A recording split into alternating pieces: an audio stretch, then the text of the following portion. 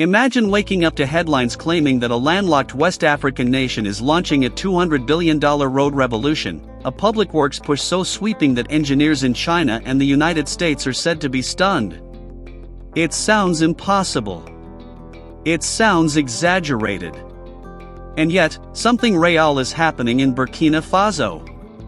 Today, we are going to unpack what's hype, what's confirmed, and what it would actually take to stitch together one of the most ambitious roadway campaigns in modern African history. Stay with me, because by the end of this story you'll have a clear picture of the engineering, the money, the politics, and the lives on the ground that would be transformed by getting this right. Before we follow the money, let's put you on the road itself. Picture the outskirts of Ouagadougou at first light. Vendors wheel carts across laterite paths. Motorbikes weave around potholes that fill and empty with each storm. When a stretch of fresh asphalt appears, even a few city blocks long, traffic flows differently. School runs are faster. Fuel lasts longer. An ambulance does not have to choose between speed and a broken axle. That is the day-to-day reality any mega road project promises to change. Now, about that eye-popping price tag. The viral claim of a $200 billion plan is what drew so much attention, but there is no official, published government blueprint matching that number. What is real, and publicly visible, is a domestic push known as Faso Mebo, literally Build Your Homeland, a movement that mobilizes citizens, local crews, and government agencies to upgrade streets, sidewalks, and feeder roads while the state brings in equipment and materials. It's not glitzy expressways. It is basic mobility scaled across many neighborhoods and towns. The difference matters. Heavy, multi-lane highways cost fortunes. Community-scale roads can be delivered faster and cheaper if logistics and standards are tight. To understand feasibility, let's talk engineering levels. In most countries there are three broad classes in play here. First, neighborhood and feeder roads, often compacted laterite with proper drainage, sometimes stabilized with low-cost techniques and capped with a thin bituminous surface. Second, interurban paved roads with engineered subgrades, proper shoulders, signage, and culverts. Third, the highest standard, multi-lane highways, full asphalt depth, interchanges, access control. A kilometer of the last category in West Africa can run into 7 figures in dollars. A kilometer of the first category might be delivered for a fraction of that, if materials are near, drainage is done right, and supervision is honest. A nationwide program that focuses mostly on classes 1 and 2 can transform daily life without attaching price tags that break the treasury. There is also a maintenance revolution hiding in plain sight. Roads do not fail all at once, they fail at the edges, at drainage, and at joints. Preventive work keeps roads alive. Burkina Faso has received training and support for affordable, labor-intensive maintenance techniques. Think well-graded laterite, compacted layers, proper crown surfaces, and culverts that actually move water away from the pavement. Those details are not glamorous, but they are exactly what keeps a school bus from getting stuck during the rains and what prevents a repaired street from disintegrating within a season. The macroeconomics are the next reality check. A $200 billion figure would tower over the size of the country's economy. It would be unrealistic to fund it with domestic revenues alone, and even external partners would balk at numbers on that scale for one sector over a short period. But dialing the ambition to confirmed programs tells a more grounded story. Development banks and partners have been financing road and rail resilience, cross-border links, and corridor upgrades in the hundreds of millions, not hundreds of billions. Those initiatives target climate-resilient design, axle load enforcement, and links to agricultural markets so the benefits show up in prices farmers get and the time truckers save at way stations. That kind of money, used well, does not grab headlines. It quietly upgrades bridges, strengthens embankments, replaces culverts, and trains local engineers and foremen who will be there long after a ribbon-cutting ceremony. Where does the engineer's shocked part come in? It is not that Chinese or American engineers have never seen rapid road building before. China's firms have delivered expressways at breathtaking speed across Asia and Africa. American engineers designed the interstate era's playbook and now specialize in asset management, traffic safety, and complex interchanges. What turns heads is the idea of a low-cost, citizen-mobilized model that tackles thousands of kilometers of basic access in urban streets, block by block, with visible momentum. If that model stays disciplined, sourcing stone and laterite locally, organizing crews efficiently, keeping an iron grip on drainage and quality control, it can spread fast and cheaply. Engineers anywhere would be impressed by that kind of field execution, because it is hard to do, not because it requires futuristic technology. But there are real constraints. Security remains a major challenge for construction logistics and crew safety in several regions. Quarry access, fuel supply, and equipment maintenance can stall projects far from the capital. Asphalt plants and crushers need power and transport corridors that are themselves subject to disruption. The more ambitious the target, the more those bottlenecks matter. And then there is the governance challenge. Every kilometer laid down today becomes a maintenance obligation tomorrow. If the maintenance fund, axle load enforcement, and local road agencies are under-resourced, today's wins can fade quickly. Let's walk through how a credible megaprogram would be built if the goal is transformation, not just headlines. First, you map and classify your network.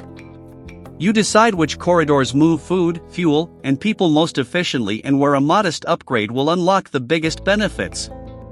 Second, you design standards that match your soils and climate.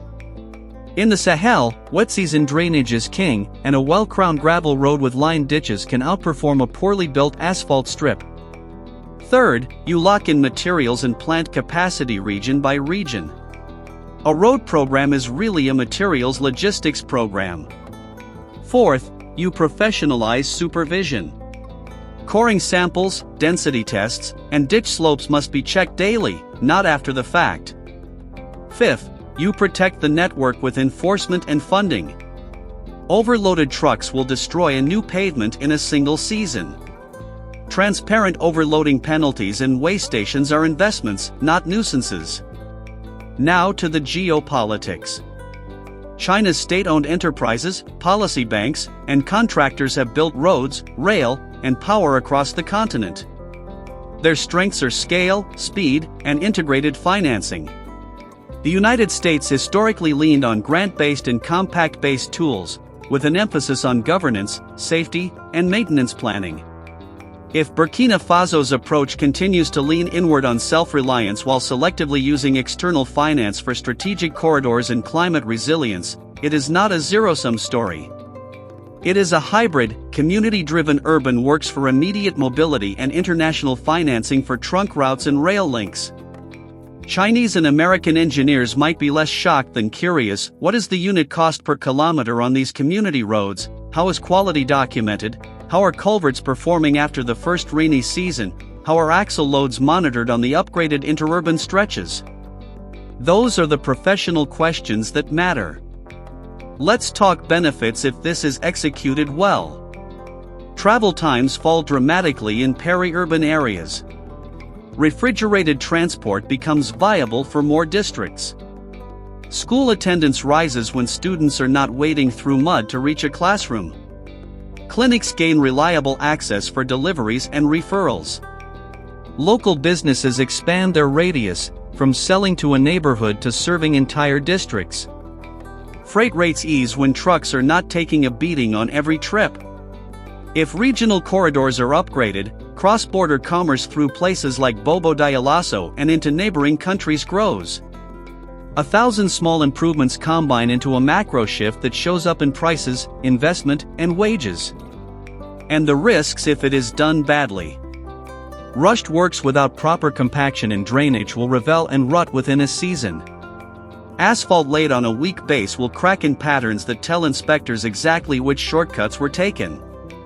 If contracts are awarded without competition and supervision, costs will balloon and public trust will evaporate. If axle load enforcement is lax, freight operators will optimize for payload, not pavement life, and your network will age prematurely.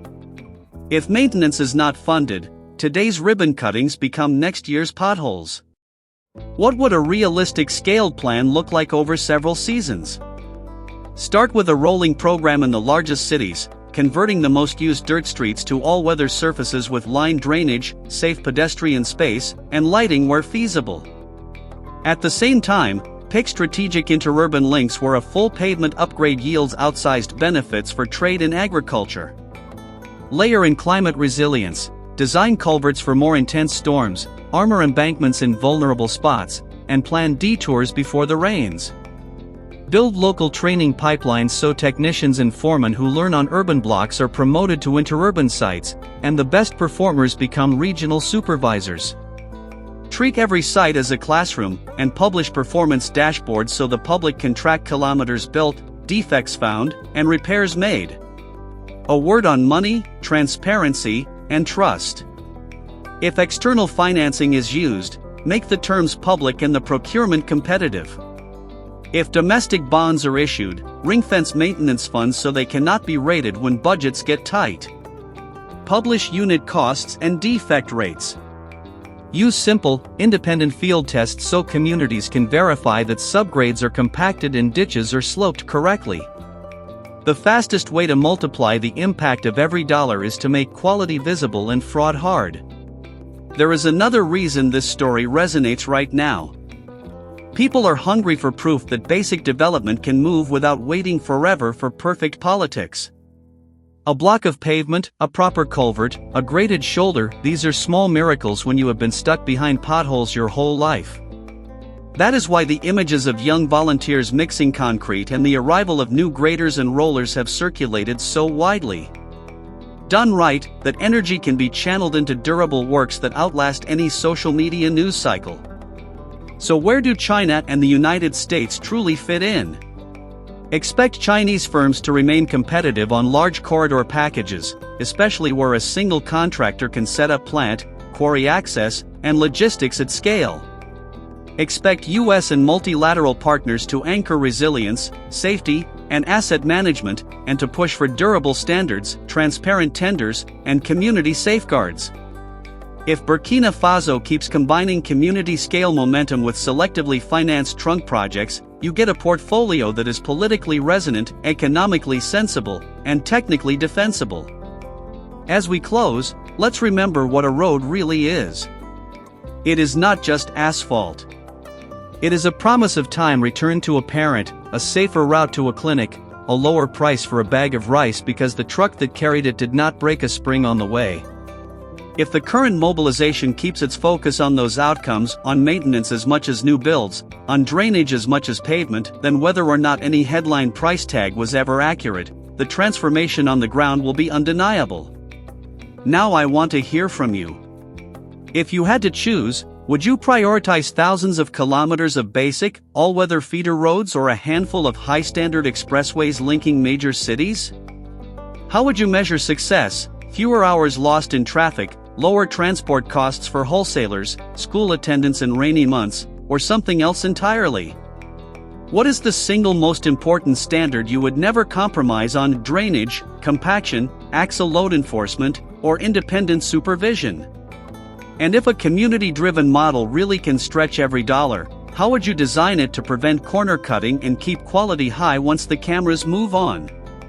If you found this breakdown useful, consider subscribing to AfriPol Lens. Like this video if it helped you see beyond the headlines. Share your thoughts in the comments, especially if you work in transport, logistics, or municipal engineering. Your field notes and critiques help shape the questions we ask in future episodes. And if you want to follow up, tell me which corridor or city you want mapped and costed next, and we will dive deep into the engineering and the economics on the ground.